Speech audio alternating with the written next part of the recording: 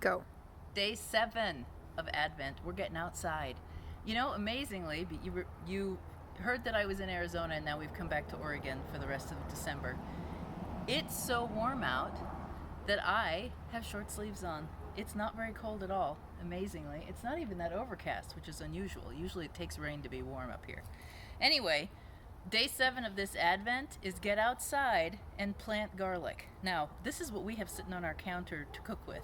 We use a lot of garlic and onions in our house, and it is beautiful and perfect to plant this in December, and you can even plant a little early November, but this is planning ahead for spring harvest. These grow underground over the winter and then sprout up, and they're harvested in the spring. This is my bed. I left it in November. I did one little put it to bed, pulled out the tomatoes were here and zucchini, and then I just left the onions because it's usually mild enough in Portland that we can just pull onions out of the ground as we go. Nothing freezes that badly. And then it looks like I have some volunteer stuff. We just moved in here last summer, late in fact. This garden was I just had this little raised bed and then landscaped backyard. And so I added tomatoes, zucchini, onions, and then put in some wildflowers down at the end, which I didn't pull out because they were still blooming when I left. It looks like, though, I have some volunteer either carrots or parsley down there. And then I have some chard. Chard will grow all winter long. We don't really eat chard, so I need to find somebody who's interested in chard to eat that. Actually, I think I know somebody interested in chard. I'll give that to Kathy. And I'm just going to turn this end of the bed over because I will know right away in spring when my garlic comes up.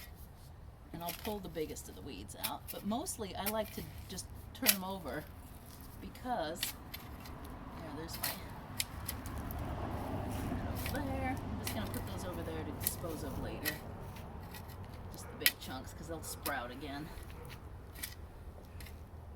But this has been a healthy little bed. I added manure, just some steer manure from the garden center. But yeah, that guy's not going to cooperate. He goes over there.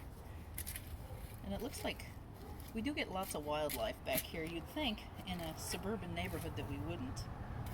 But we have evidence that the raccoons enjoyed my tomatoes as much as we did.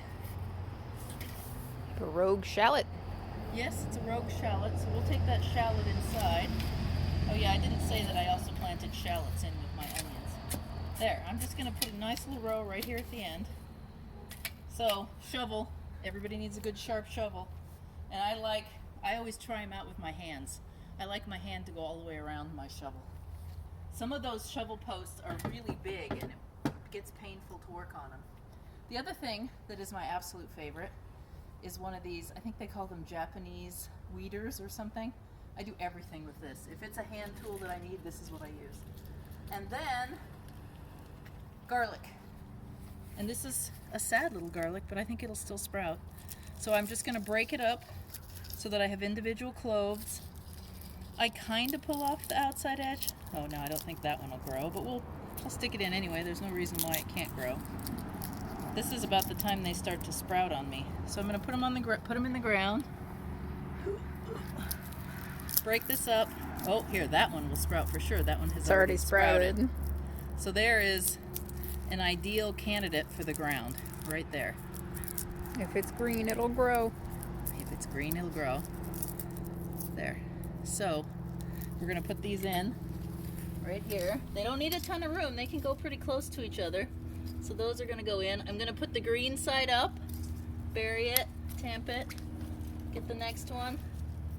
Is that the dog? Hello, Atlas. We have a helper. We have a helper, Atlas. My grand dog is out.